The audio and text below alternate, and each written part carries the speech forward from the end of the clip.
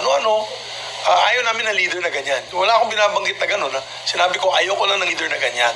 That's why I want to correct the misconception. When I said I do not like the dictatorial types, I wasn't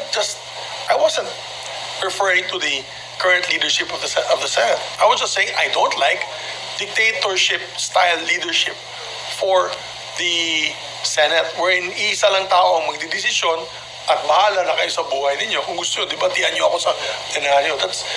Remember, as I mentioned, the Supreme Court, kanina, sabi ko, lahat ng abogado gusto maging member ng Supreme Court. Okay, lahat ng member ng Supreme Court, ang leader niyan, you call primus inter pares. Correct, attorney? Primus inter pares only means that you are first among equals. Ibig sabihin, you are equal. The same as everybody. You're only tasked to be the presiding officer of the Senate. You should not have control of whatever fund.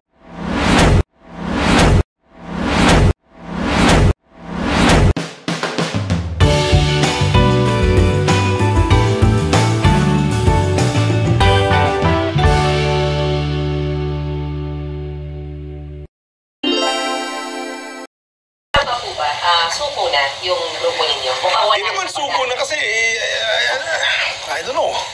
That's okay. It's okay with me. I treat them with respect. That's par for the course. We're in politics. Of course, in politics, there's no permanent friends. No permanent enemies, only permanent interests. So, yun nga sir, since meron ng si SP Cheese ng majority, mukhang malabo na si SP Soto for now. For now, yes. But you know, we're open to another third force. Baka may dark horse dyan na gustong tumayo. Why not? We talked about it sa grupo namin.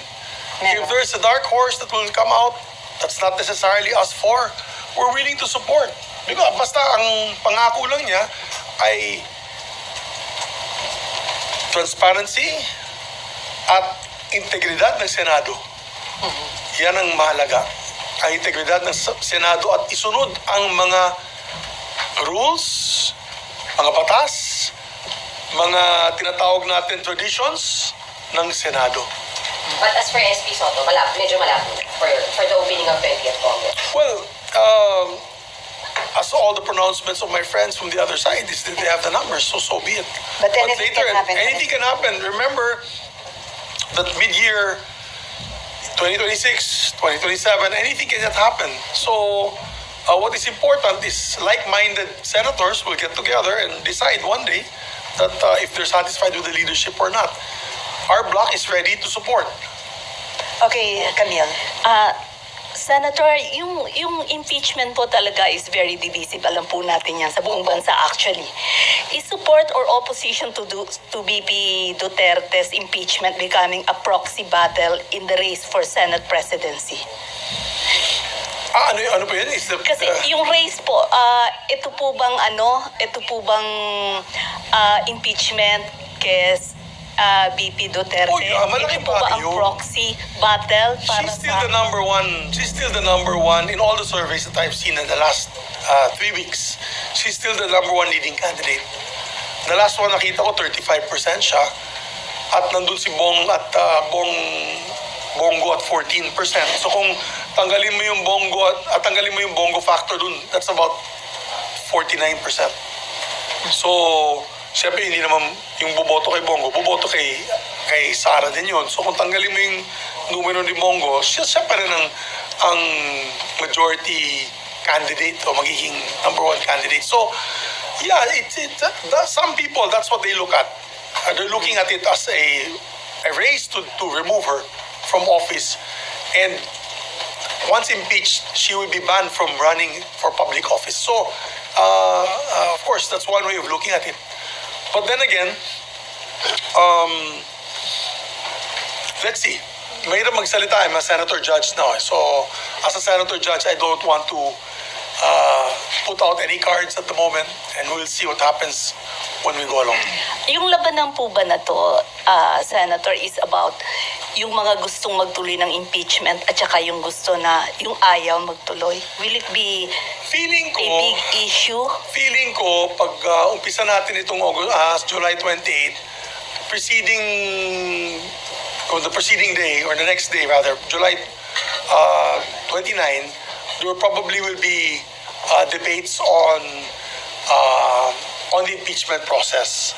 I think fundamental question is, itutuloy ba? Bakit tatanong ng presiding officer or tatanong ng Senate President yan? I leave it to the body, itutuloy ba? So yan ang botohan, kung itutuloy ba o hindi. I think ganun ang mangyayari dyan.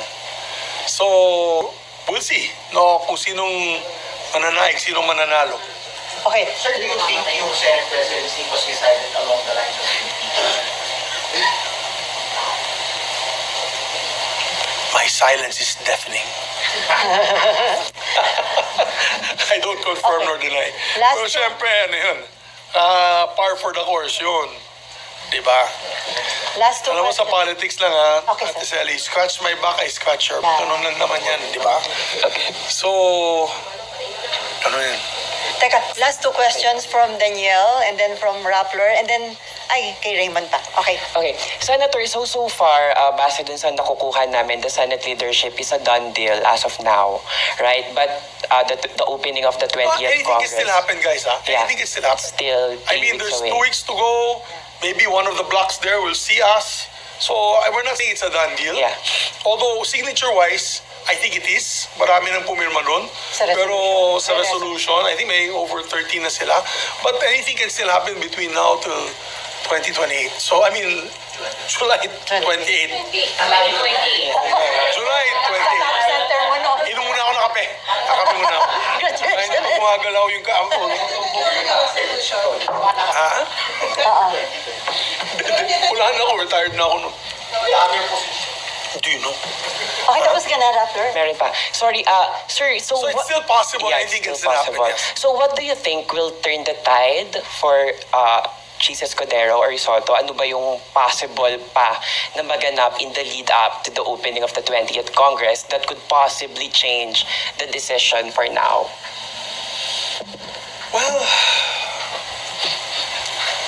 I can't say. I mean, they all have to examine their conscience on who they want to support. Diba? Ganun lang naman yan. It's an individual decision. Although it's by blocks. We all know there's a 7-man block, the Duterte block.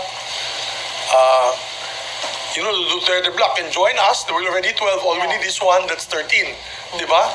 They can join Cheese, then they have the number. So, there's also the other block. There's the Cayetano block. So, maraming bloke dun eh. So, Nililigawan niyo yung Duterte Block. dalawa pero kasama din, may mga kasama din sila. Well, for some, there's also the Tulfo block, dalawa. Cayetano block, dalawa. Pero pumirma na daw. Hindi, yung Estrada block. Villar Block. Estrada Block. Well, I guess yung seatmates na naiwan doon, 3 sila. Diba? So, I mean, for example, if the seatmates all of a sudden decide to come back to us, then that's 4 plus 3 is 7. Plus, let's say we get the Cayetano block, that's 7, 8, 9. So we just have to get 3 more. I mean, Duterte things block. can still happen. Things can still happen. We're not surrendering at this point in time. Basta importante na dito sa grupo namin, gusto sana namin protektahan ang integridad ng Senado. Maawa na kayo, bugbog ng Senado. Bugbog sa matang tao, bugbog ng Senado. So, Never say die kayo. never say die. Iron Eagle. Okay. Danielle, then Raymond, and then Myla. Kanta yan eh. Sir, good afternoon. Sir, paano kung kayo yung lumaban doon sa Senate presidency? May chance ba na makuha nyo yung Duterte block? And since sa Mindanao naman po kayo. I don't want to talk about numbers at this point in time, partner. Mahirap ng pag-usapan yan kasi magsalita ako, mahirap na. Sir, yung sa impeachment lang, sinabi nyo rin kanina na parang tutol kayo na tumawid. Dapat end na sa 19 Congress. So, ibig sabihin, pag nag-start yung 20th Congress at talakayin yung impeachment, hindi nyo na mabaharangin. Hindi na. Well, pag din-desisyon yung grupo na ituloy ang diskusyon, we have to continue with the process.